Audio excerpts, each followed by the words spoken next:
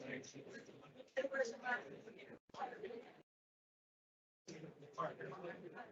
Folks, if you could take your seats. Take your seats, please.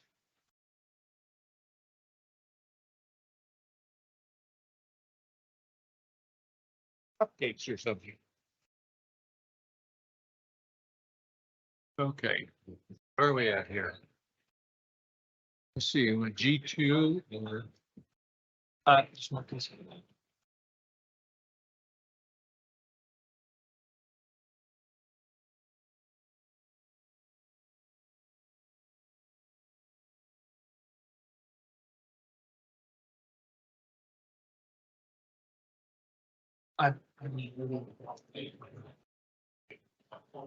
G3. It will be G. Yeah.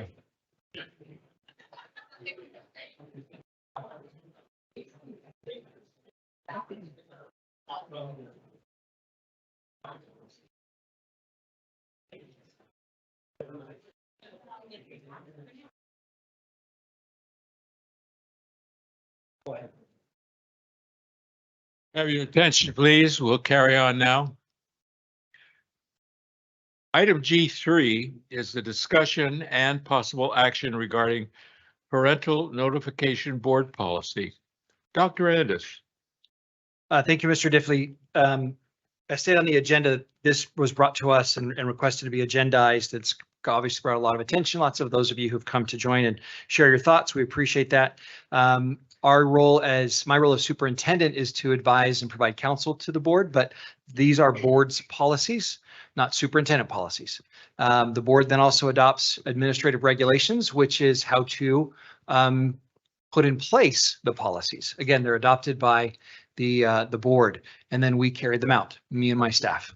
And so this is actually a new policy that's been proposed. If you'll notice in the agenda item, we have an item called Parent Notification 5145, which is the annual notification process.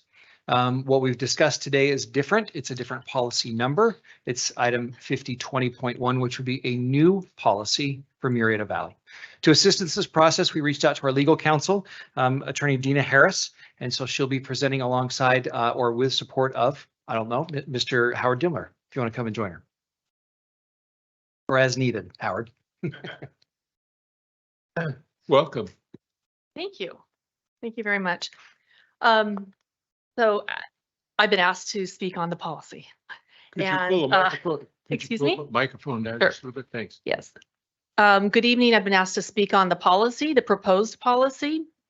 As you know, it was recently adopted by Chino Valley Unified School District, and that was posted as part of the agenda item. So you can see what is being proposed exactly.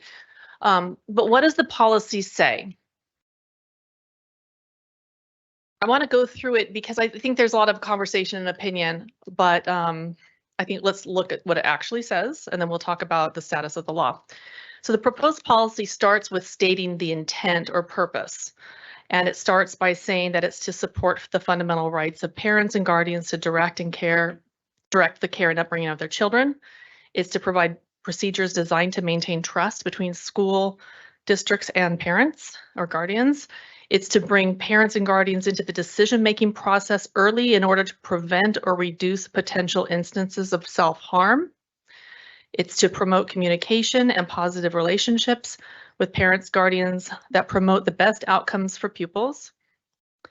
And it states that the policy is to collaborate with parents and guardians in evaluating the needs of students having academic, attendance, social, emotional, or behavioral difficulties, and in identifying strategies and programs to assist students in maximizing their potential. So that is the stated intent and purpose of the policy. So what does it do? What does it require? Actually, more specifically, what does it require district employees to do? So under the proposed policy, certificated staff is required to notify parent or guardian in writing within 3 days when staff become aware of one of or more of 3 action items. Okay, so again, it's certificated staff giving written notice within 3 days to a parent once if they become aware that a student is either 1, requesting to be treated as a gender other than the student's biological sex or gender listed on the birth certificate, including use of different name or pronouns. Okay, so that's asking to be treated, called, referred to in a certain way. Number 2, if the student is accessing sex-segregated school programs and activities, including athletic teams and competitions, or using bathroom or changing facilities that do not align with the student's biological sex or gender listed on the birth certificate or other official records. So that's the second potential action item that would trigger this notice. Another potential action item is requesting to change any information in the student's official or unofficial records. So it's not just expressing, I identify this way. It's asking the district to do certain things, treat them certain ways, or actually accessing, not even requesting, but accessing the sex segregated facilities or programs. So these are all things that they have a right to do under the law. The other thing the policy does, and I know this has not been a focus at all, but there are other notification requirements in the proposed policy. One has to do with notifying the parent or guardian when a student has experienced significant physical injury. One is taking student statements of suicidal intent seriously and then following it up with certain actions. Another is notifying a parent or guardian if there's been altercations or bullying. Some of these things are already built into your existing policies, are redundant. One of the other requirements is requesting to, keep records of notifications in the student's file. So anything that's required by this policy to provide written notification to the parent, this policy says you need to put it in the student's file. That's actually on the next stage, or next slide. I should have said that. Okay. Okay, so the next slide, actually, importantly, but in light of all those things, or despite all of those things, there is this really important kind of condition. And it says that the proposed policy, okay, for purposes of this board policy, and then also some legal provisions, inclusion of parents and guardians is appropriate unless specifically prohibited by law. So it's really important to know that if the policy is prohibited by law in some way, it can't be implemented. You have to comply with the law. So those particular legal sections refer to confidential counseling. So for example, Education Code provides that students 12 and older, when they engage in educational counseling with a school counselor, that's confidential, and that counselor cannot breach that confidentiality if they receive information in the course of counseling. That's already law. So this policy couldn't require a counselor to notify a parent. Okay, so I know it's been broadly, talked about in terms of anytime anybody finds something out, or here's this information, they need to report it to a parent. A counselor would not be able to notify the parent under this because state law requires them to keep that confidential. There are some exceptions for health and safety and things like that. There always are, but I just wanted to make that clear. There's also those other legal provisions that are listed there. The Health and Safety Code provision and the Family Code provision contains similar mental health counseling confidentiality laws that cannot be violated under this policy. And then there's other laws that could be implicated. We don't know all of the potential possibilities. There might be some, students over 18 that there might not be a violation to release some information to the parent, because at that point they usually don't have a right to know. Another thing that the policy does is it specifically says that nothing in this policy affects the obligations of the district employees, administrators, or certificated staff as mandated reporters. And that was brought up a couple times today. The point being is if a student expresses that they want to be called by a certain name, use facilities, whatever, and they express that, but my parent cannot know, or else I will be hurt. And if there is reason to believe that the student will be subjected to abuse or is subjected to abuse, then the mandatory reporting has to take place. So the laws don't change. So this doesn't change any of that. If there is reasonable suspicion to believe that a student is going to experience abuse or as a result of this, that would need to be reported.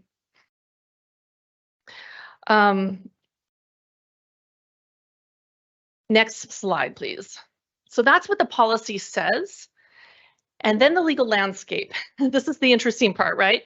So AB 1266 added Ed Code 221.5.f almost 10 years ago. It's been on the books, and that requires school districts to allow students to participate in programs and use facilities consistent with their gender identity. That's something that they are entitled to do under the law and have for 10 years. But that didn't say anything about notification, right? They had that right, and they still would have that right regardless. The notification issue is new, at least in terms of being added as policy as it's being proposed here. The California Department of Education website has for many years included guidance. And so frequently asked questions are listed there. And in that, they advise that consent be obtained from the student before disclosing it to others, including family members and parents. So that has been there for quite a while, and that has been the general advice kind of accepted or given, because as a general rule, there were concerns about unlawful discrimination, harassment, safety, all those things that had been raised. And so the CDE guidance was intended to prevent those things. But again, it was just guidance, or it is guidance. I should also point out that the California School Boards Association has provided similar legal advisories, and in fact, the sample policies include provisions on how you respond to students based on gender identity. That's consistent with what CDE has recommended. Okay, so you have CDE having given this guidance, CSBA having given this guidance. Next slide, please. There is, under the California Constitution, a right to privacy. All persons have a right to privacy. And there is some case law that talks about what that could include, even for a minor. So confidential medical services, we all know a minor can go obtain an abortion without a parent. Okay, that is something that is protected by the California Constitution. So there are certain privacy rights that have been established, although that right is not absolute. And so courts look to see whether the minor has a reasonable expectation of privacy in that particular action, and whether there's a compelling state interest in the disclosure. So they balance these. That's the thing with constitutional law. It's never really clean and easy, right? So you're balancing these rights. And that's what the courts do, and it's difficult. So in this case, for example, we would ask, does a student have a reasonable expectation of privacy as to parents under the current circumstances? And here's just some factors I was thinking about. So federal and state law give parents an absolute right to access their child's educational records, right? So at any time they can ask for their records, and if it references anything about pronouns, different names, participation in a program, that's all something that they have the right to access at any time. Okay, not all student parents ask for that every day, but that's something that they have a right to. Parent consent is also often required for participation in athletics and other programs. So a lot of times this will come to their attention in that way. IEPs have to address social emotional issues and have to involve parents. So if you happen to be a student on an IEP, some of these things would have to be potentially discussed there. Parents have the right to observe their child at school. So there's all these things where, does that diminish the expectation of privacy in this particular case? And that's just a question. I don't have the answer for it, but I think those are some of the factors that a court would look at. But what if it's not safe to inform the student. That's a serious, that's a legitimate concern always. This is the safety of students. So you want to take that into account also, and whether or not notifying parents would be unsafe. Next slide. Very limited court decisions on this issue. So there was a federal court decision that came out with the Chico Unified School District just last month. And as it was mentioned earlier, I think by some of the commenters, that what that had to do with is a parent claimed that the district's administrative regulation on gender identity resulted in the school impermissibly socially transitioning students without parent consent or knowledge. And the parent alleged violations of the constitutional rights. That case was dismissed. The court held that there was no federal constitutional right to be informed of a child's gender identity and to have to provide consent. And this was a quote that the court said, the issue before this court is not whether it is a good idea for school districts to notify parents of a minor's gender identity and receive consent before using alternative names and pronouns, but whether the United States Constitution mandates such parental authority, and this court holds that it does not. Yes. Will that be appealed? Good question. I don't know. Okay. It very well You could had be appealed. Yeah. I don't know. Maybe other people know, but more than I do. I don't know. It's a month old. It's very well could be appealed. Oh, thank you. Next slide. But that just goes to show us we have very limited case law on this issue. Yes. Your microphone. Thanks, guys. Do you have any estimates on what the cost to the Chico Unified School District was? I have no idea what the cost would be on that. I just don't know. And that was also dismissed as part of a motion to dismiss, as opposed to having gone to a full trial. So it could have been a longer, a shorter process. And so every litigation would be different depending on the issues and, you know, how prolonged it is. Thank you. Are you aware of, in that decision, the court referenced the school board policy? Yes. And in that case, the school board's policy was not to notify parents. Correct. Actually, I've seen a kind of a response to that particular case. This was an opinion given by a constitutional attorney with Supreme Court experience, 28 years of legal experience.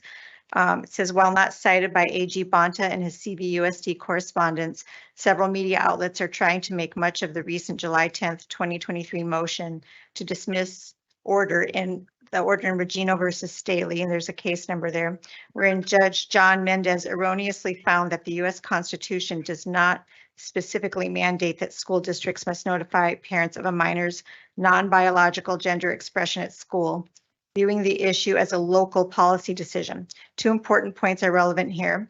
First, the order has been appealed to the U.S. Court of Appeals for the Ninth Circuit and is very likely to be overturned in the near future. Second, even though Judge Mendez got the constitutional issue wrong, he acknowledged the issue was a policy decision, referencing AB 1314, but citing no current law on point, which leaves the matter for local school boards to decide in their discretion. Yep. Yeah, I certainly have no opinion on whether that would be, you know, and it is a lower court decision, so it's not binding on this district or anyone else in the state of California. It just indicates how a federal court determined that particular issue, and it could very well be, like I said, it sounds like it's going to be appealed or has been appealed. Yep. But I use that only because it's a recent case that's on this specific issue, but that's the only case on a specific issue, and it's a lower court. Do you understand? So I just wanted to raise it. So what is the status of the law? So, I mean, ultimately, it's evolving. You're watching it before your very eyes. You're watching the Chico case happen. You're watching the AG now say he's going to investigate Chino. And depending on how that comes out in terms of an opinion, that's going to have more weight. That's not just guidance. That's not a court of law, but it's going to be weighed more heavily than CDE guidance. So we don't know how that's going to come out. Right now, that's not on the books yet. But this is an evolving area of law. There's no statute or court decision on the specific question of whether a school district may inform parents, guardians under the circumstances outlined in the proposed policy.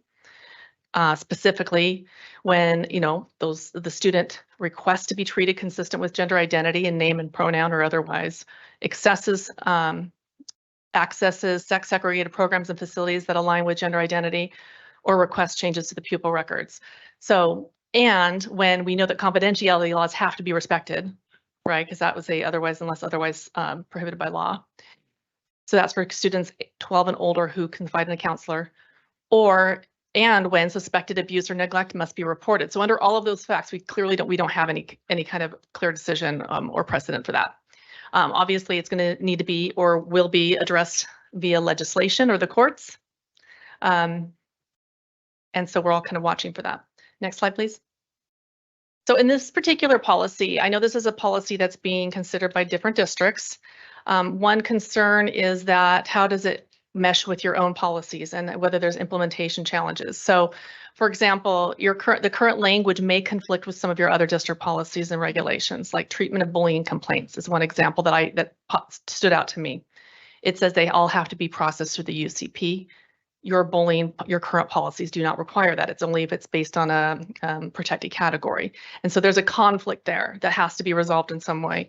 And so that's something, and there might be several conflicts that that as a district you'd need to look at and see, are there going to be need to be revisions either to this policy or to other policies or regulations to make them consistent. And I'm not talking about the gender identity issues. I'm talking about some of the other things. Another implementation challenge is protocols for notification. Right now, it appears that everybody has this obligation, but it wouldn't make sense to flood a person with a lot of letters. So, do you want to have a regulation or something that indicates, only one notification is enough so it can be coordinated? So a parent isn't receiving 10 notifications all of a sudden. Adult students have heightened rights of privacy expectations, so that's one issue too. It doesn't mention anything about students who are 18 and older, and that's something to consider. Notification may be, so this is another consideration. If somebody, you may want to consider delaying notification if delaying immediately within the 3 days would put the student at risk of harm, and that's known to the person who's reporting. Just something to consider. Record keeping protocols may need to be developed to protect student confidentiality, because right now it has all these notifications go in the student record that goes forwarded to the next district. Right. So, I mean, if the point is to notify parents, why are you now notifying third parties? So, it's likely that this could require some administrative regulation and strong training in order to prevent violations. So aside from on its face, whether it's legal or not, there's the implementation of it and concerns there, and how to make sure it's being implemented so as not to violate rights or laws or your own policies. So those are just some implementation concerns. I have a question because I have contacts in the Riverside County Office of Education, and I was told that board members can be held personally liable if they pass policies in conflict with the law. Can you comment on that? Sure. So there's something that you probably have heard of, 1983 civil rights litigation. So that if there is a violation of a constitutional right, a clearly established constitutional right, and a board member's actions violates a student's right or anybody's right, they can be held personally liable. That's true for damages for that. So the test there is, number one, they would have to show that there was a violation of a constitutional right, number one, and number two, that was a clearly established constitutional right.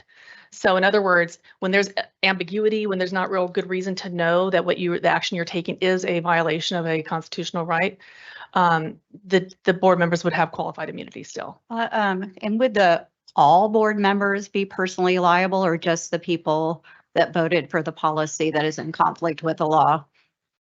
So it doesn't, I'm not aware of anything that talks about the vote being the determinative factor. It's so whether any individual's actions, whether it is promoting it outside of a board meeting, whether it is voting, whatever it is. So and that would be something for a fact finder. I mean, a finder of fact, that's very fact specific, would be looking at the individual person and saying, did that official act in a manner that was intentionally, essentially, and knowingly violating the constitutional right or the civil right of an individual? Okay. Yeah. I case by have a case. question on that too. Oh, go ahead, Linda. Can I ask a question on that? Oh, yeah, go ahead, Nick. I'm just curious, you left it, it was in the brief before, but about the parents' constitutional rights. How strong are those rights in the Constitution? Well, so there's federal constitution and there's state constitution. We're talking about the federal, the the federal US Constitution. Right. So and that, parental rights. You wrote it Sure. clearly no. So, in your brief, and you've left it out of this presentation. I just want to make sure that everyone's oh, I'm aware sorry. There's, of those constitutional rights that parents have. so there are always often different constitutional rights that sometimes collide. Correct? And that's what's happening here. So the Chico case was specifically about the federal constitutional rights of parents. And that case said, again, it's up for appeal, that court didn't believe there was a federal constitutional right for the parent to be notified. No, I'm just saying that's what the court said, but it could actually easily be appealed. I think it was quoted a few slides back. That was the quote that I had in italics. It was, But again, it's a lower court. It's not like it's binding on you. I'm not saying it's. no, yes. I read it carefully and it was definitely misquoted up there a few slides before. Okay. So the other comments that I have here is this is just, I was brainstorming what other language could be added to your policy that could potentially address the implementation concerns we talked about a minute ago. And these would by no means make your policy bulletproof, but it could strengthen it against some of those implementation concerns and so these are just some examples. For example, nothing in this policy affects the obligations of school counselors to maintain as confidential any information of personal nature. That's the 12 years and older. That's implied, or it's effective anyway by what the current language says, which says that parents are to be involved unless specifically stated otherwise in the law. But this makes it more clear because you want to have your employees know what those limitations are. So that top limitation would be just kind of stating what the ed code says, which is students 12 and older have that confidentiality. This second one, again, just a suggestion, if there is a child abuse report that's made under, or I'm sorry, a mandated reporting that takes place because of suspected child abuse, you may want to consider postponing parent notification till it's safe to do so rather than requiring it within 3 days. And that's just something to take into account potentially. Administrative regulations may want to be developed. So this is another possibility. Administrative regulations shall be developed to implement the provisions of this policy consistent with law and in furtherances of the board's intent as stated in the policy. Another suggested addition. Another one is the parent notification requirements of this policy may be satisfied by certificated employees reporting to a district or site administrator and a single notification being provided to parents. And then the last one is parent notification requirement of this policy shall not apply to students who have reached the age of majority. So those are just, again, I'm not saying that if you add these, your policy would be, bulletproof from any kind of legal challenge. It just strengthens some of the implementation or questions that I had about it. And clarifies a little bit. And clarifies some things, true. Next slide, please. Actually, Sure. go to, no, you go. Oh. I have a question from the legal memo that we got from you. And it's in is this a good time to ask you about that? Probably not. Oh, the enforcement section? You can if you'd like. I mean, usually those confidential memos are not the types of things you would want to talk about in public session. I mean, just because That's fine. there's reasons why you keep things confidential and Yeah, why I was wondering why that. unless you guys want me to talk about them. Well, no, or I mean, president, I'm would you not like me? I'd demanding it. prefer just not don't to. know. You prefer not to. I just didn't really understand why. I mean, when would it be a good time to talk about them? Well, that's all. That's that's part of this next option for the board. Oh, okay. So, but yes, though, we'd like to have some Yeah. time to talk about it. Yeah, often well, before it gets to this The speed of point. Bureaucracy is a little bit frustrating, so yeah. Well, so wait too often long. before, I'm sorry, I apologize. Typically, in my experience, a board policy doesn't get on an agenda this quickly without some further discussions, conversations, adjustments, and sometimes closed session, attorney-client privilege type conversations that we haven't had an opportunity to have. So this is obviously this is like the full gamut of options for the board. One is to adopt the proposed policy as is today, understanding the risks, right? And the limitations or the challenges. The other option, or one other option, is to adopt the proposed policy with one or more added provisions, and that was just the previous slide. Another is to propose action or postpone action on the proposed policy pending further review for consistency with district policies and regulations and applicable law, and consider proposed revisions from staff at like a future meeting. One option is to postpone the action entirely, a wait and see till there's greater legal clarity, knowing that the AG is going to come down, Attorney General is going to come down with an opinion, that there might be more court decisions, et cetera. And one is to decline to adopt the proposed policy altogether. So that's the full gamut of options. And I think that's my last slide. So if you have any.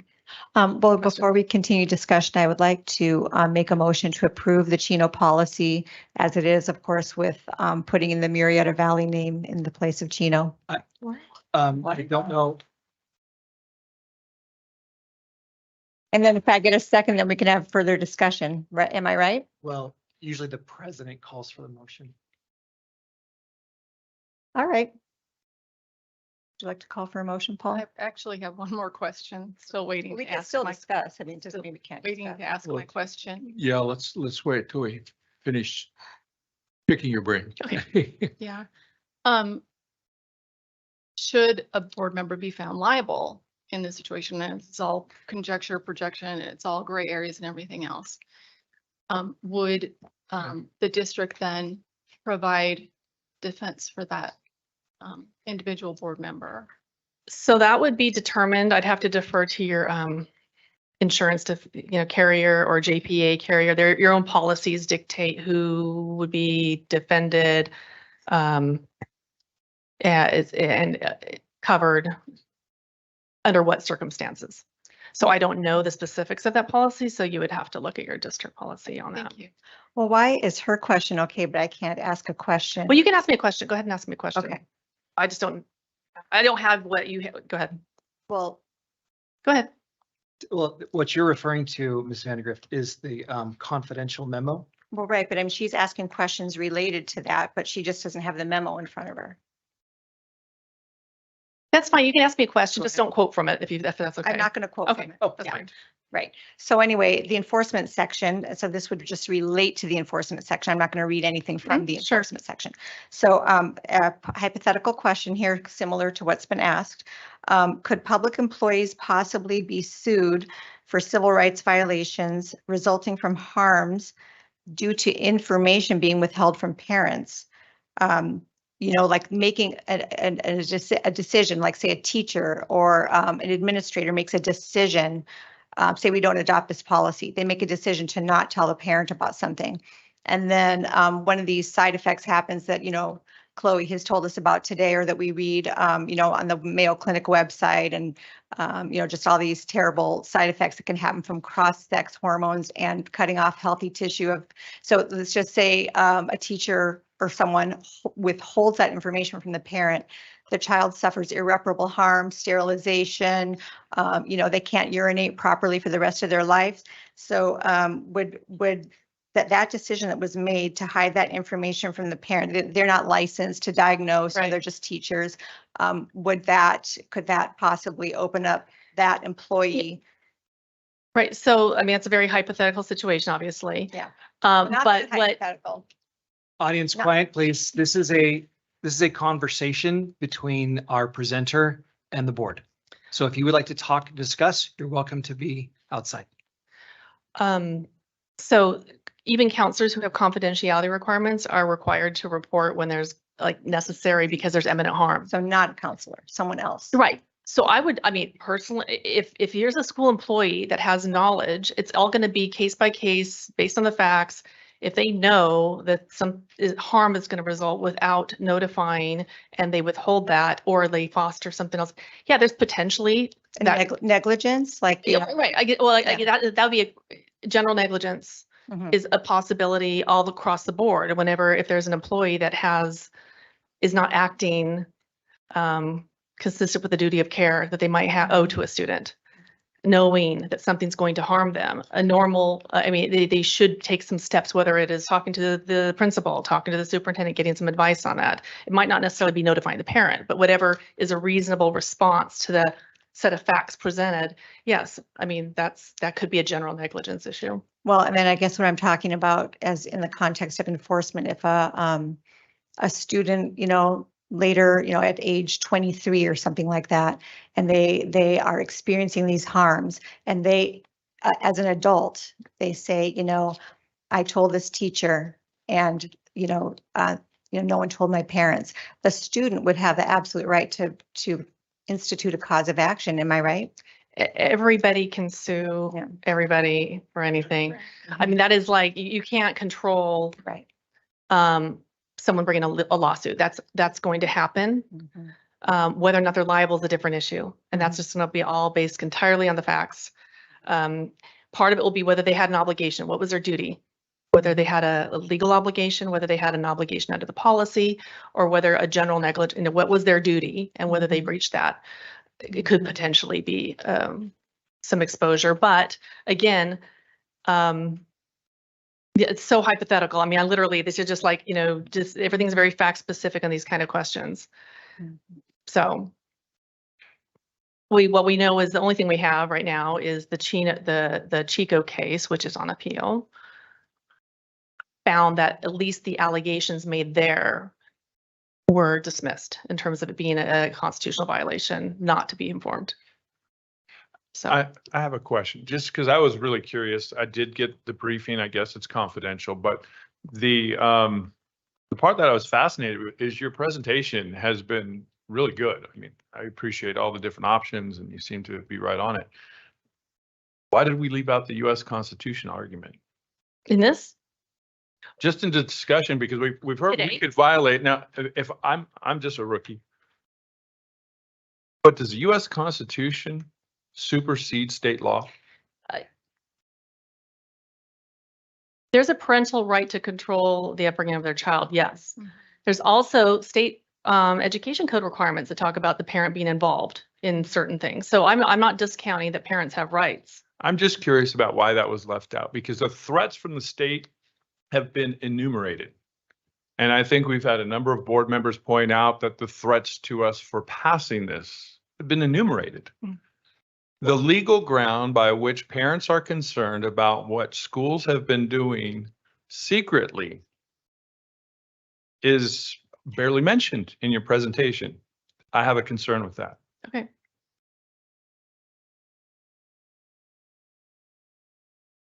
Like to speak to that? No, I mean, so what I was speaking to is the fact, what I was trying to present to you is why up until now there has been CDE has given certain advice, for example, CSBA has given certain advice. And what I was trying to say is, but despite that, now we are digging deeper now. We're looking at this specific policy, and under these specific facts, that general advice might not always necessarily be, we know it's not binding, we know it's guidance, but it might not necessarily universally apply to all situations. So I think that this specific policy with the way it talks about action items, not just thoughts, right? Not just confiding. I think it is much more defensible than another policy might be that is requiring to out students. I think my concern is beyond that. We all swore an oath to defend the Constitution of the United States.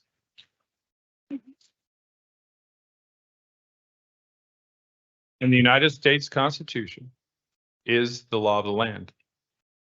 And that's really important to emphasize in this. And I know you're probably not a constitutional lawyer, and we don't know how the courts are going to rule on any of this. Right? I think you've made that pretty clear. I'm just concerned about what was left out in this particular presentation to the parents and to the people here in Murrieta. So that's all I wanted to point out. Okay.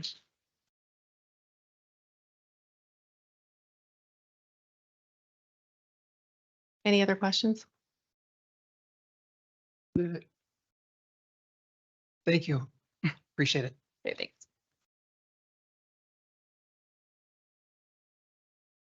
Mr. Diffley, Also vote. we want to appreciate the presentation from our attorney and the time spent there and the work that went into looking at this, and also the suggestions are there and laying out some potential options for the board to consider. As we know, this is a discussion item. We don't have a draft of a policy prepared. So at the moment, this is kind of a little open-ended at this next step. So it's up to you, Mr. Diffley, your next steps. Okay, by the way, thank you very much for that. It kind of pushes some of the fog away, a lot of the fog away. All right, this is approval of change to the, so we can No. have some discussion. Sure.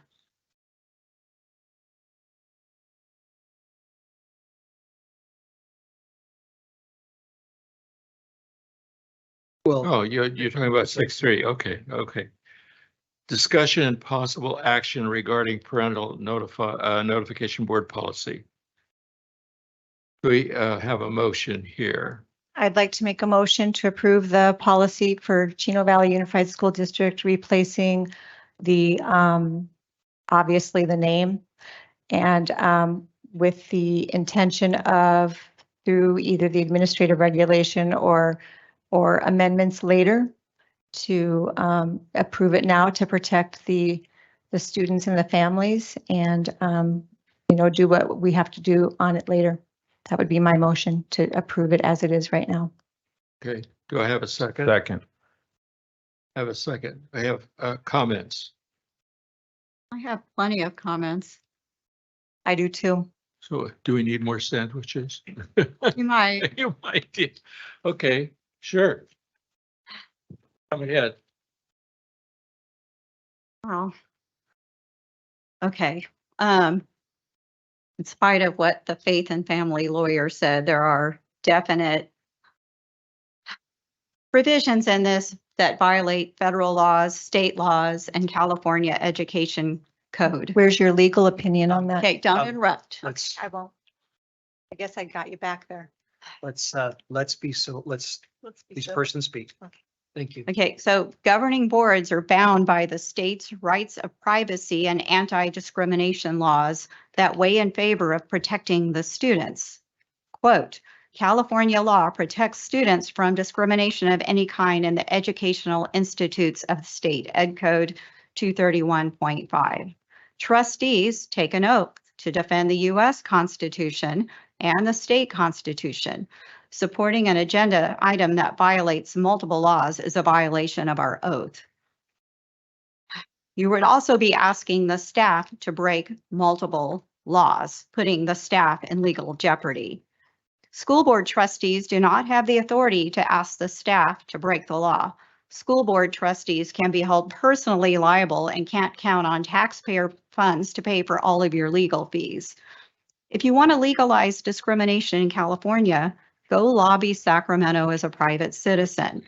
Don't waste millions in taxpayer money. And yes, this can run into millions with the lawsuits you guys are leading us into. This is a nonpartisan position. Okay, we're here to do the business of the school district and to support kids. This can cost millions. It's happened in other districts. The legal issues alone should shut this down, but I have more. This is just cruel. I'm a high school teacher. I've taught high school for 30 years, and I have a lot of personal experience with this. I have a few kids every year who tell me that they're LGBTQ. In all my years of teaching, I've not had a single one who has not told their parents. I did have one girl who approached me a few years ago and asked me to call her a different name. And I said, okay, do you want us to change it in your school records because nicknames are in their school records? And she said, no, I haven't told my parents yet. A couple weeks later, I get an email from the parents telling me that their daughter had talked to them and that they supported their daughter and hoped the staff supported her as well. So that's like, I have one tragic story, but it's not like these kids are not telling their parents that they're LGBTQ. They are. If they don't, they have a very good reason. I had another male student about 5 or 6 years ago who was openly gay. his parents told him to kill himself. And he had an older brother who did kill himself for exactly the same reason. So these laws are there for a reason, because most kids can talk to their parents and do talk to their parents.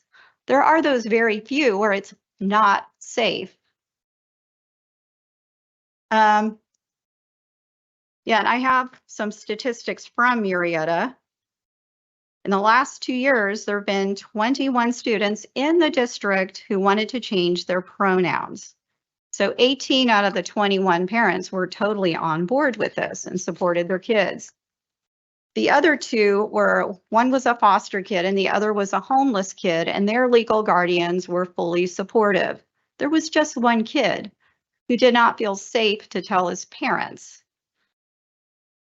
And this has been mentioned before this evening, but the LGBTQ community is 4 times more likely to commit suicide than heterosexuals.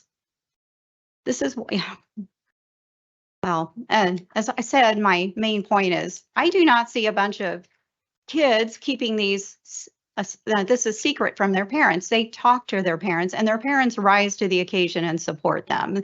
It's very rare in my personal experience, and we have some statistics from Murrieta, that the kids don't feel safe telling their parents. And when they don't feel safe, there's a reason for it.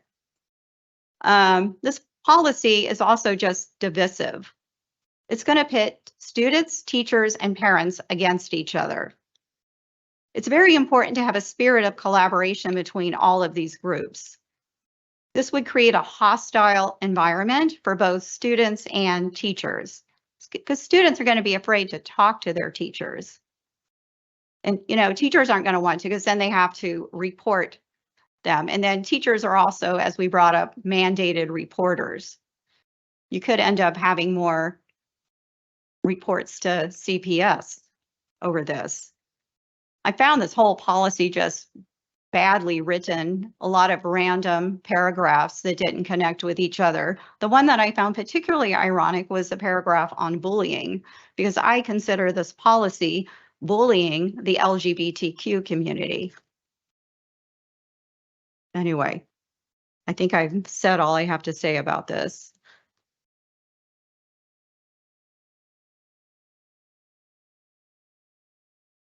I would like to respond. Is it, maybe I'm misreading it. Teachers are not required to, in the policy, this is about if they try to change their records. So careful reading of, it's a good question. Yeah, that part of it too comes back to, it's shall notify parents in writing within 3 days. If they become aware. So they just become aware of one or more of these requests. And it was pointed out in the presentation, it does say principal, comma, certificated staff, comma, and school counselors, comma, which has part of like the notification procedure, because that implies all of them do, because the way it's written. But it's when they become aware of any one of those items listed there in A, B, or C. But you said the word request and then you kind of backtracked on that. A request to change their name officially on transcripts. Yeah, that's A, requesting. So what I'm getting at is a student talks about all kinds of things to teachers all the time. I happen to be a teacher for a long time. I know lots of different incidents as well I could bring up. But you're only mandated to report in certain circumstances. In this particular circumstance, from my reading of it, is if they're trying to legally change their records. There's a couple more parts in that. It has to do with use of restrooms, teams, and so forth. And if I also read it, it's also like even letter C, if they change any information containing the student's official or unofficial records. So like, let's say your seating chart. That's an unofficial record. They change their name in class. Yeah, that would also trigger this.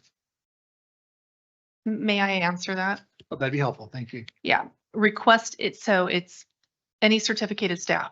So that could be teachers, counselors. Well, we know counselors can't under certain circumstances, but it's triggered when staff become aware So you're, as a teacher, become aware that a student is requesting to be treated as a gender other than their biological. So that would be saying, can you please call me a new name, a different name or pronouns, not even changing on the records, just asking to be treated as a Okay. gender other than the biological sex. So that would trigger it. I appreciate that. I was given some information by a mental health professional, and this person is a very highly qualified, credentialed health professional. And this person gave me information from the Journal of Pediatrics and the DSM Psychiatric Diagnosis, the National Library of Medicine, but basically pointing out that trans students often have multiple comorbidities. So that would be, things like major depressive disorder, 1 in 3, anxiety disorders, bipolar disorders, and others. And this highly qualified mental health professional said that, and I'll read actually what this person said: preventing parent access to student mental health and social emotional status creates a barrier to qualified treatment for all students, especially those identified as transgender. Without proper notification, parents are unaware of their child's health status and therefore unable to seek both the medical and mental health services required to adequately support their child. Parent involvement in the treatment of transgender children is crucial for their overall well-being and mental health. Transgender children represent an at-risk group that may require specialized medical and mental health support. Parental notification and involvement in their child's mental health plan can significantly enhance the quality of care and outcomes for these vulnerable individuals. Without parent notification, the potential for unidentified comorbid disorders becomes a concerning reality. Transgender children often present with overlapping symptomology, making it essential to explore differential diagnoses and provide appropriate treatment. Parents' insight into their child's medical and psychological history can provide valuable context, aiding clinicians in accurately identifying and addressing any comorbidities. By excluding parents from the treatment process, we limit the comprehensive evaluation of transgender students' mental health. Early screenings and diagnosis are pivotal for effective interventions. Parental involvement ensures that all factors contributing to a child's well-being are considered, leading to more precise treatment plans tailored to their unique needs. Further, parents should be afforded the right to shop for mental health services that fit specific needs, opposed to students seeking mental health services from school-based professionals. At present, Murrieta schools do not employ doctoral level psychologists or psychiatrists that have the ability to diagnose and treat mental health disorders. Thus, less than adequate access to care is provided to transgender students and their families. Ultimately, neglecting parent notification hinders the comprehensive care that transgender children deserve. It impedes the collaborative efforts of mental health professionals and parents, leading to suboptimal mental health outcomes for these young individuals. To foster the well-being of transgender children, it is imperative that parents are actively included in their mental health journey.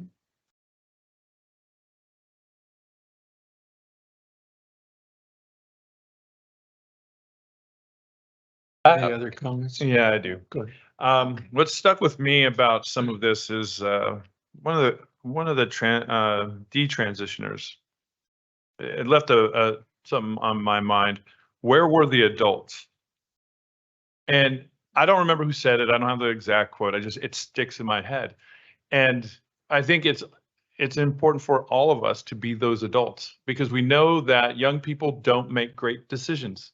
We know this. If you've been in education for any period of time, they don't. My kids wanted to get a tattoo. I told them no. I said, when you're 18, if you still want to have a tattoo, then you go get a tattoo then. But if you're in my house, and none of them have tattoos right now. In large part because as you get older, and we all know again, if you've worked with teenagers even a little bit, you encourage them to spend some time thinking about what they're doing and say, hey, you know what, if you still feel that way when you're an adult, then go for it. Now, the problem that I think I have, and a lot of people in this room have, is that you have the governor, who's not doing a very good job, mind you. And you have an attorney general. I think he's a top law enforcement guy, and we all know he's not doing a good job. And they're coming and threatening us about how we want to run our school districts and manage our kids. And that's really concerning to me. And more importantly, as teachers, you hear a lot of the teachers saying, well, you know, I'm going to have to this and that. You are not responsible for that child. I, as a teacher, have had so many heartbreaking stories of all kinds. I'm not going to bore you with them. There's all kinds of kids that are struggling with all kinds of things all the time. I'm a mandated reporter. I cannot save the world. I have to deal with that every single year. And it is heartbreaking. It's difficult. It's a difficult job to do. But just because there's a chance that some parent is going to, and you're right, a parent probably is at some point, right? And it happens constantly. But the U.S. Constitution, 14th Amendment, due process, because why? Because you can't take away every other parent's rights just because there's a fear that some other parent's going to do something wrong. And that's where we're at. And I have spoken, I think, since I've been up here about a trust, right? And I can tell you, as a conservative teacher, I get plenty of all of a sudden bad vibes from the world because the world has gone crazy. We used to all get along and just kind of have slight disagreements. Now all of a sudden, you're just straight evil. And I think the one parent talked about the essay that you just can't have an opinion. That's a First Amendment right. You know, how many amendments are we going to violate? Our constitutional rights are what we're supposed to defend as adults, right? And as teachers. And when I say there's a violated trust, is because we're not really talking about 15 and 16-year-olds necessarily, because one of the issues is I was allowed to grow up as a kid, an innocent kid, not seeing all this. There's so much these kids are bombarded with today from social media, from all around. And when they talk about a safe space, the classroom should be a safe space from politics, from all this gender stuff. And I love my third grade teacher. I loved my third grade teacher. I cried. They transferred her out. She was amazing. And teachers, you have a heavy trust, right, factor when those kids are in your care. And they are very impressionable. And the sad thing is that the parents are aware and are worried about what happens when you get this political activist teacher in there who's pushing an agenda or doing whatever. And now my kid's starting to buy into this, and I have no idea it's happening. And they're in 3rd, 4th, 5th, 6th grade, right? And they're messing around with this because why? Well, because it's everywhere. It's all around them. And some of these teachers are very activist. I can tell you, they visit me often. So my point is that as a board, we need to be aware that just because you don't like what's going on and how the parents in Murrieta feel. I had the police officer came in here and was telling me all about the big city. That's why people moved to Murrieta. They moved to Murrieta to get away from that. This is a safe area for a reason. We want to raise our kids here for a reason. That's why we have local control, right? We want to make sure our kids and our schools run the way we want them to run, not the way Gavin Newsom wants them to be run, not the way Rob Bonta wants them to be run, or the way we want them to. That's why we have a democratic process. And so we get in here, we have a debate, we can discuss it, and here we go, right? And that's what we're doing. And I think it's important that parent rights are protected. And I haven't heard anything tonight. And I'm especially disappointed with just completely ignoring the constitutional rights of parents in the presentation and in the discussion. I think that we stand on strong legal grounds. My hope, I very strongly hope and believe we are not going to be the only district standing on this parental rights thing.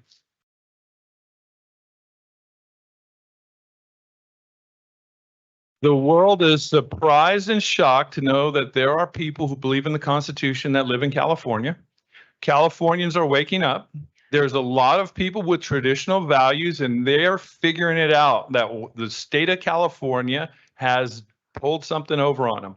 And they're going to wake up this next election. I'm going to tell you right now, the school boards, it's going to be a steady beat. And as far as the cost, I'm sure that will be defrayed with the more and more school districts that join in on protecting parental rights. All right.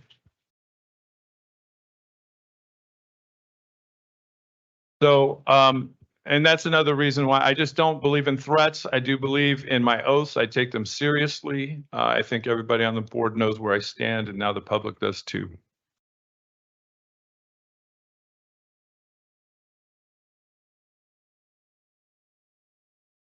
President Diffley, I was wondering, since we have a real live detransitioner here, do we have time to give her an opportunity? They've had a public comment already to speak. Mrs. No, that is not how it goes. She's here. I have three examples. I have three examples of times when we had things on the agenda where subject matter experts came and talked where they were not listed on the agenda. Would you like to continue? I'd actually like to comment on this as I haven't yet. Let's comment. Thank you. Let's comment. Julie? Oh, no. No, Linda. Oh, Linda's. Well, I know, but you, I was wondering if we could call Chloe up here to answer some questions. But anyway, go ahead, Linda. go ahead, my friend. Thank you. Having been recognized by the president to speak. When I was first appointed to this position in 2017, Ken Dixon, former board member, asked the final question in my interview, and he said, "What is your primary focus?" And this is on legal record. It's in the minutes. You can look it up. And without hesitation, excuse me, I said parent engagement. That's my passion. That's my focus. And it's something I've worked on since my kids started here in kindergarten. Now I have almost adult kids, not quite getting there. I don't believe that parents should be involved in their education, children's education. I believe that they must be involved. Yeah. Cool your jets out there, okay? You guys are, you're getting reactive and it's hard to speak to that, okay? Just listen, okay? I want to thank everyone who came here to speak tonight, all of our speakers, which is why I wanted to hear all 3 minutes, because it is important to me that I hear the community. And I heard some very interesting things here. What I heard was incredible passion and deeply held beliefs on all sides and coming from all aspects. I also heard deep, intense love of our personal children and of our children in the school district. I'm not taking possession, but the children that we educate. Mr. Burns, I'm gonna call you out again. You said something that spoke to my heart tonight. You said this is a complex issue and it's hard to navigate. A couple other people touched on their public comments on that too. And I'm not breaking the Brown Act because this is on an agenda item and I can respond to it. It is a complex issue. My problem with the board policy as written and presented to us is that it has, as we have all been discussing up here, it is in many parts vague. It is perhaps not legal, perhaps it is legal. It's hard to tell, and we don't have a lot of case law to go on. Either way, Mr. Pardue, you brought up a question I had about the change on the permanent record, or is this just in the classroom? I think that shines a spotlight on the problem with this board policy as written. because it is not clear and there are inconsistencies and it is problematic. I'm not saying the idea is horrible. I'm saying the board policy as written is problematic and could get us into everybody else has enumerated all the different issues that could come up. Parents have to be engaged. And we know that when parents are engaged, students are successful in all aspects, academics, social, athletics, everything. No one, I don't think there's a single person in this room who would disagree with me on that. Maybe you're out there, I don't know. I really appreciated all of the comments. There were a couple I could have left at the door because they weren't very kind to our LGBTQ community.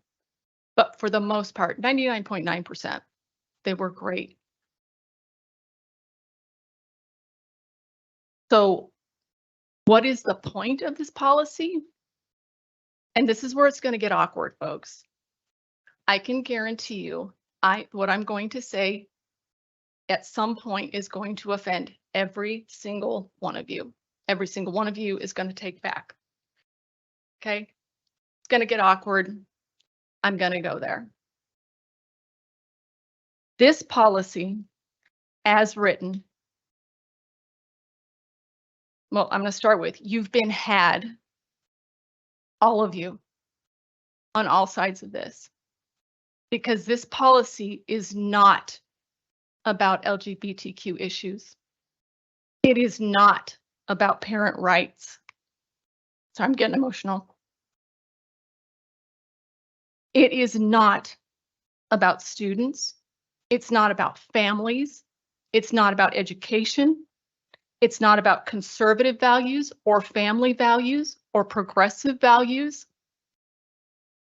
It's about picking a fight with Sacramento that will be funded with your tax dollars. There is a group in the Inland Valley who has wanted for years and years to get a case in front of the Supreme Court with their name on it. And they are leveraging it. And policies like this, vague, overbroad policies that are not written for Murrieta, that's their ticket. Hang on with me, you guys. It's not about supporting what I believe are your deeply held, sincere, and passionate, and I respect conservative values. It's about them misleading you into thinking that that's what it's about, so that you support them into bankrupting public education to pay for their trip to argue this in front of the Supreme Court. And here's the kicker. They don't believe in the policy either, because they don't care if they win or they lose. They get their name in the news and they get to put out their YouTube videos and make their living.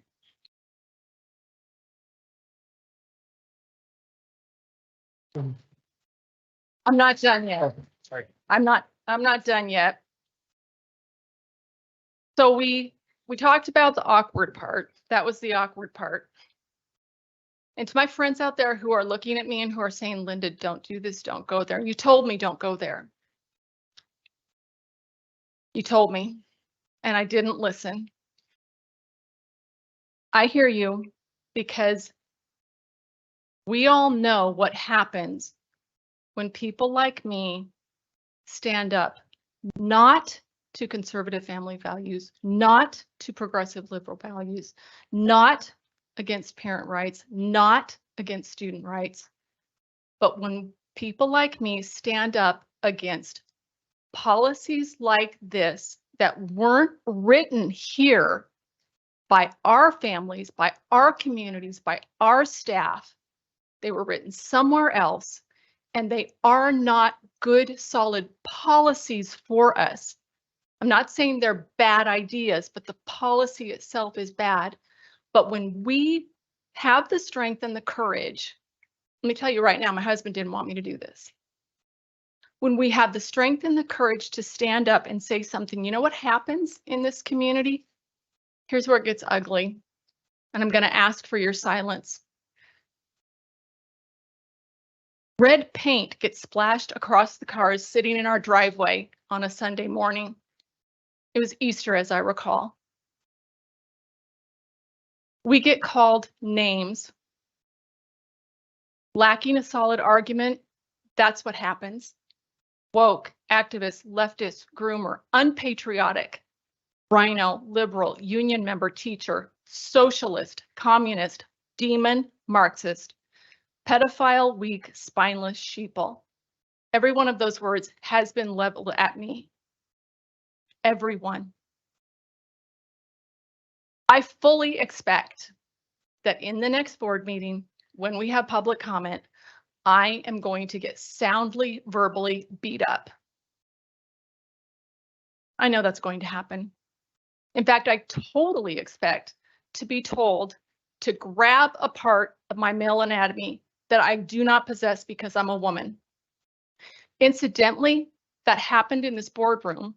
You guys all think it's new that we're on YouTube. It's not. We used to be on YouTube until we were taken off of YouTube for violating the standards because of the vulgarity and profanity offered up in public comment. I can remember a meeting during the pandemic when one parent came in. Every other person that came in for public comment was very upset. This is when we were fully shut down. Schools were not open. And everyone was very upset about that, understandably. We were all upset about it.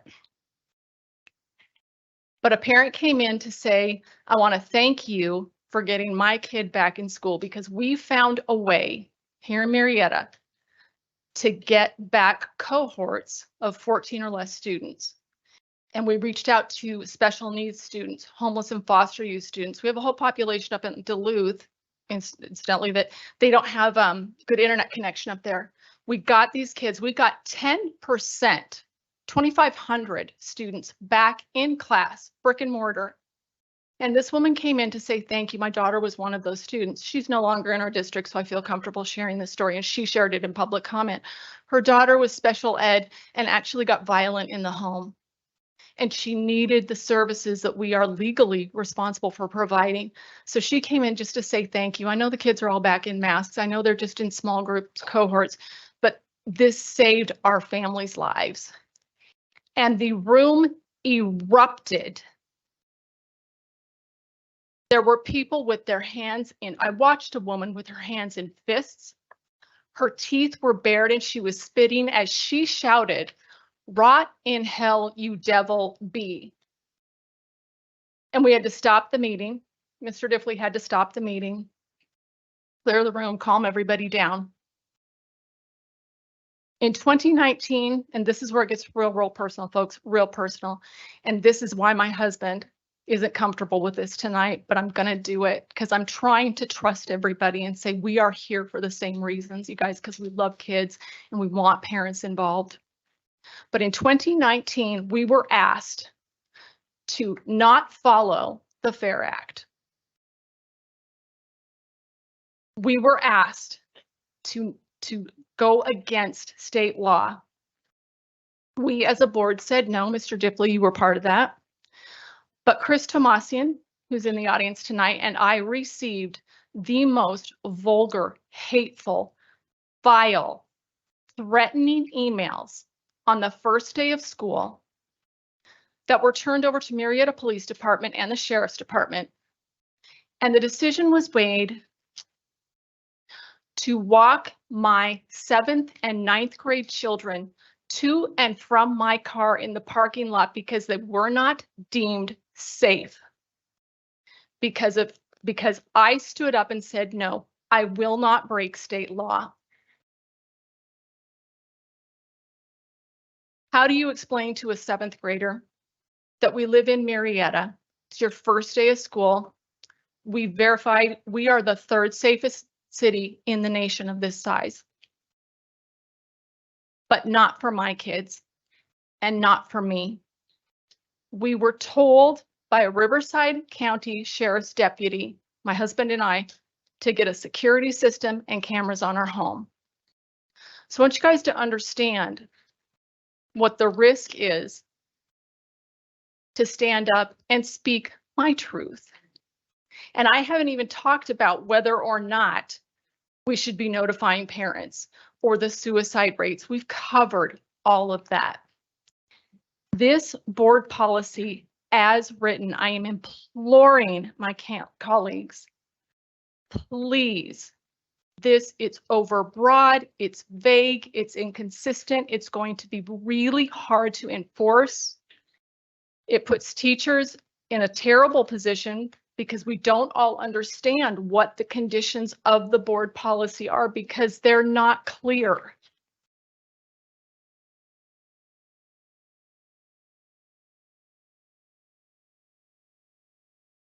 My last thought on this board policy, not on LGBTQ issues, not on parental rights.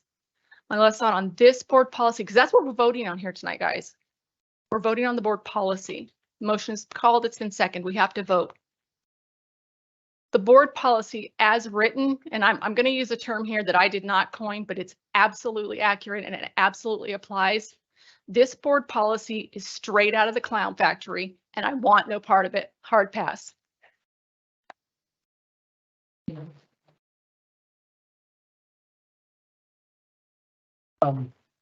Yes. Well, then you know what to do next. Do it. Do what? What What do you want me to do? You have not commented yet. are you going to comment? Also, Mrs. Vandergrift had a request, and also our student board representative, she texted me a comment she'd like to have read. So we have a couple things to cover here first. Okay, Because- Julie, would you like to, I'd like to give 5 minutes to your Chloe. 5 minutes? What's that? 5 minutes? Five.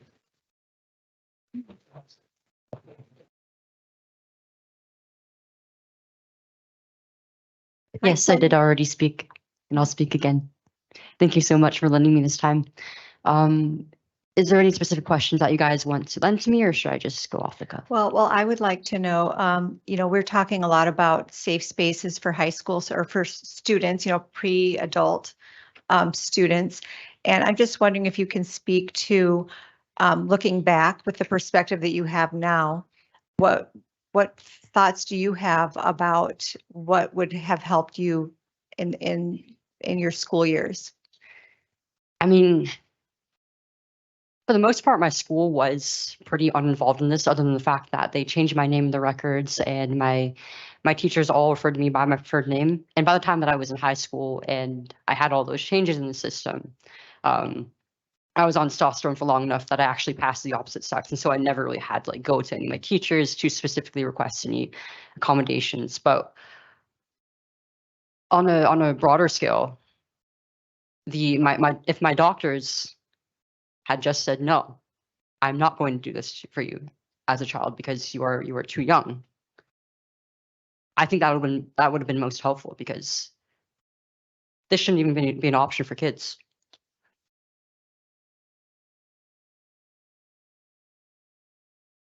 Excuse me. And I mean, we've been focusing a lot on the medical side of things, which, I mean, we have to acknowledge that currently school staff cannot refer a child to medical resources without parental consent. But by keeping this information from parents, you're facilitating a child to socially transitioning, and socially transitioning is not benign. I mean, it inevitably down the line, it leads to a medical transition, whether a student does that as an adult or with the permission of their children. But socially transitioning is also harmful. I mean, it takes away years of necessarily social development as your biological sex. I mean, I went through pretty much my entire teenhood as living socially as a boy. And I feel like in a lot of ways, I still haven't caught up to my female peers. And I also heard a figure earlier that less than 1% of transgender people end up detransitioning. That is not actually true. In fact, as it is right now, we might never know the real figures on how many people detransition and regret going through these procedures. Because a lot of the studies that these people cite are extremely faulty. A lot of the data is self-reported. A lot of it comes from surveys, which are notorious for not being the most reliable. And these studies are poorly conducted over a very short period of time, and are between like less than 5 years to even several months after starting these procedures. And there is no guarantee that these doctors will report their own malpractice. I mean, I reported to my doctors that I detransitioned, that I regretted these procedures. And my healthcare provider actually did a study on adolescent girls between 2013 to, I believe, around 2020, 2021, and the regret rates on that. And despite meeting all the criteria for the study, I was not included in it. There is roughly about 200 or so girls in the study who had underwent a mastectomy as children, and they said that only about 2 of the respondents in the study regretted it, even though I know of at least 2 other girls who have had surgery with Kaiser and came out of it with regret and detransitioned. And also, it's just difficult as somebody who has gone through this and gone back to even report to your doctors that this was wrong. There is a lot of shame in doing so, and there's no guarantee that your doctors will help. And it's also traumatic to go back to these same doctors who got you into the situation in the first place. I have to say, I am so impressed with how brave you are coming out and speaking such an amazing. Thank you, sir. It has to be really difficult, and just I just had to say that because it does take so much courage to do what you're doing. So I really appreciate it. Thank you all for listening and for giving me this extra time to speak. We're so glad you came. Thank you.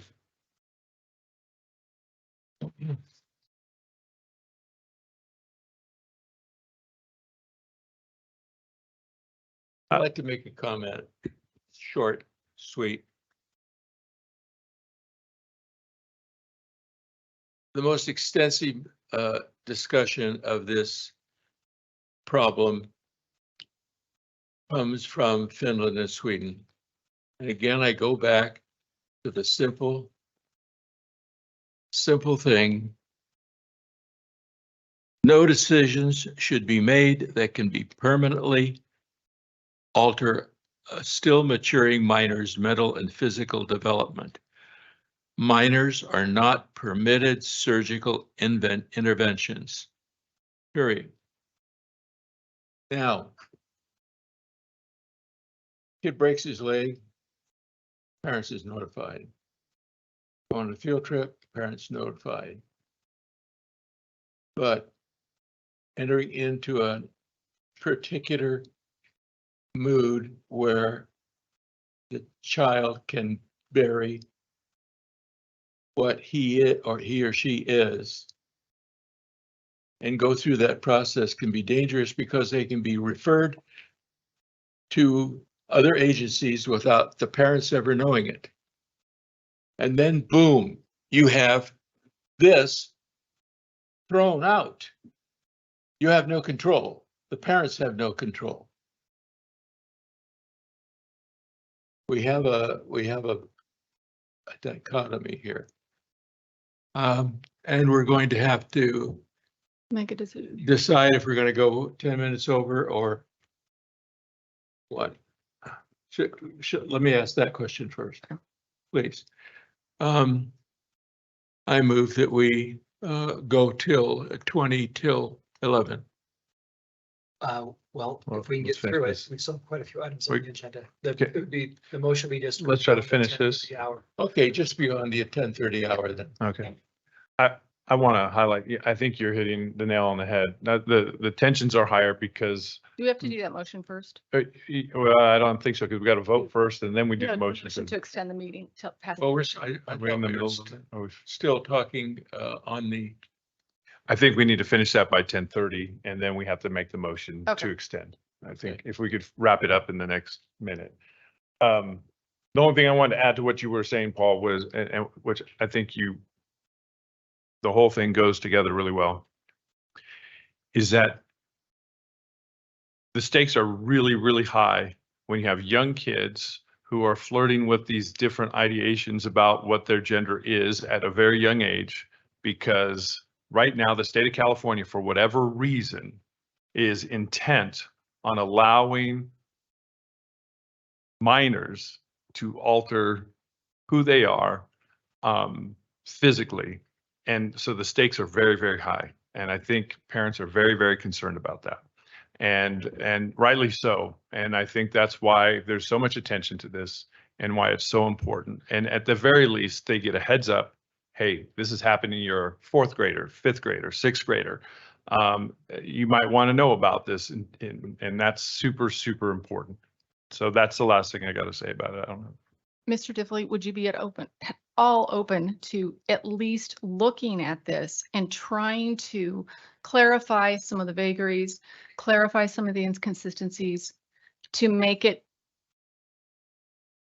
more enforceable? Is Dr.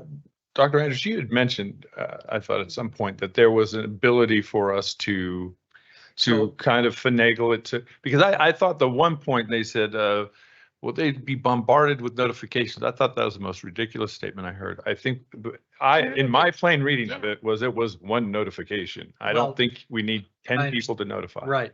So actually, the motion that I understood from Ms. Vandegrift was to approve the policy as is, but then there was also a second part. She talked about developing an administrative regulation that would provide clarifying language to this and give better descriptions. Could So we, that would be the next thing and we can't do it by next week, but it would take some time to develop something that would allow us an opportunity to implement this and provide some clarity.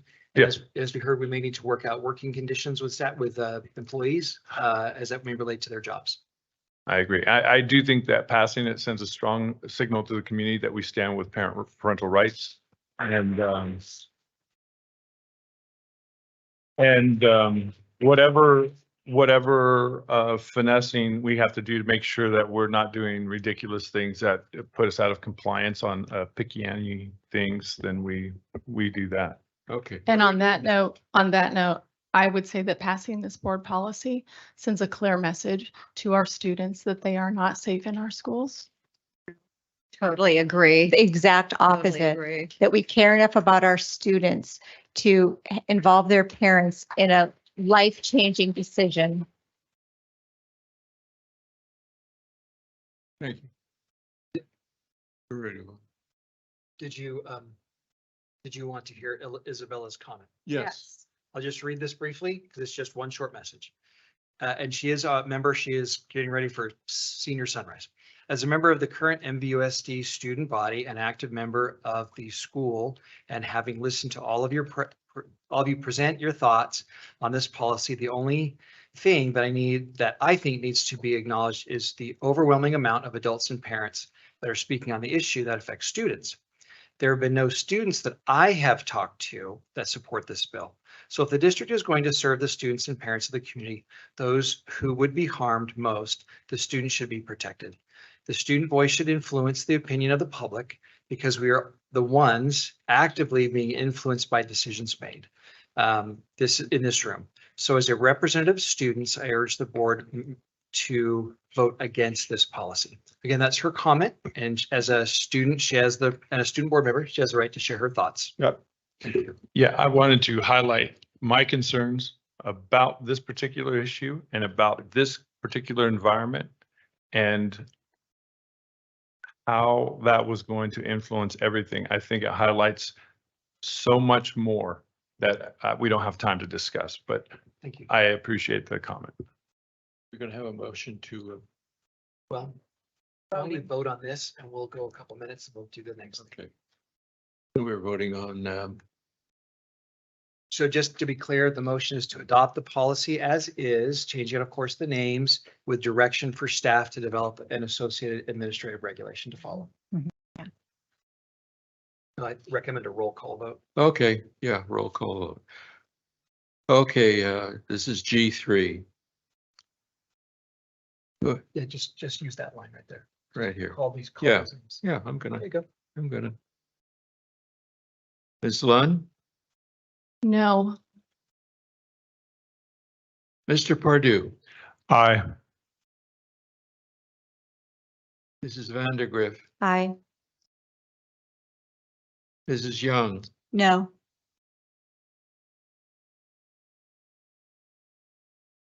okay, now we have comments if we want. No, no. No, Yes, you're you just vote. gonna. No, go- you have to.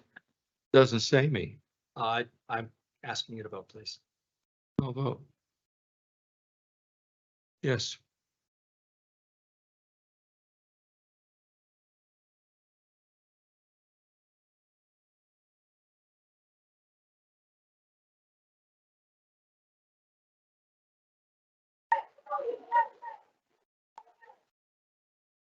Great. Folks, thank you, but we still have a meeting to conduct. Thank you. Can we extend the time? Okay, we need a motion to extend the time past 10:30. So moved. Been moved. Been moved and seconded. Any comment? Hearing none. All in favor? Aye. Aye. Aye. Any opposed? Motion passes. Okay, G4. G4. Folks, if you can keep your comments down, we're still conducting business, please. Yeah. Thank you. The pizza coming? It's Never cold. mind. G4, approval of personnel report. Call for a motion and a second. So moved. Second. Moved and seconded. Comments? All in favor? Aye. Aye. Aye. Any opposed? Motion carries. G5, approval of increase to health and welfare benefits cap for all eligible district employees and associated memorandums of understanding. Motion and a second. So moved. Second. Moved and seconded. Any comments? Hearing none. All in favor? Aye. Aye. Any opposed? Motion carries. Unopposed. G6, review instructional minutes for this, okay, for That's an informational item. only. informational item only. G7, second reading and adoption of proposed revisions to board policy and administration regulation. Call for a motion and a second. So moved. Second. Moved and seconded. This, by the way, is the Civic Center use of school facilities. Moved and seconded. Any comments? Hearing none. All in favor? Aye. Aye. Any opposed? Motion carries. G8, approval of deductive change order totaling $25,000 for the Murrieta Valley Unified School District exterior painting project. Motion and a second. Is there a corrected amount? I'm sorry. I thought I read minus 25,000. So it We're on says, G8, 25,000? Okay, we're good. We're good. good, okay, These are all less money we're paying return dollars. whoopee. Yes. Yes, good. Motion and a second. We have that, right? So moved. Second. Motion and a second. Any comment? Hearing none. All in favor? Aye. Opposed? None. Motion carries. G9, an approval of a deductive change order totaling minus $10,000 for the Murrieta Valley High School gym roof reinforcement project. Hooray for that. Call for a motion and a second. So moved. Second. Moved and seconded. Comments? Hearing none. All in favor? Aye. Aye. Any opposed? Hearing none. Motion carries. G10, approval of deductive change order totaling $13,551 for the Vista Murrieta High School Path of Travel project. Calls for a motion and a second. So moved. Second. Any comments? Hearing none. All in favor? Aye. Aye. Any opposed? Motion carries. G11, approval to award a contract to Cisco Foods for specialty foods for the 2023-24 school year. Calls for a motion and a second. So moved. Second. Moved and seconded. Any comments? Hearing none. All in favor? Aye. Aye. Any opposed? Hearing none. Motion carries. G12, first reading of proposed new board policy. BP 3523, electronic signatures. Do board members have any comments or questions? Hearing none. Need to move. First reading. Adjournment. I call for a motion and a second to adjourn the Board of Education meeting at 10:36 PM. So moved. All in favor? Aye. Aye. Any opposed? No. Motion carries. Thank you for enduring to the end.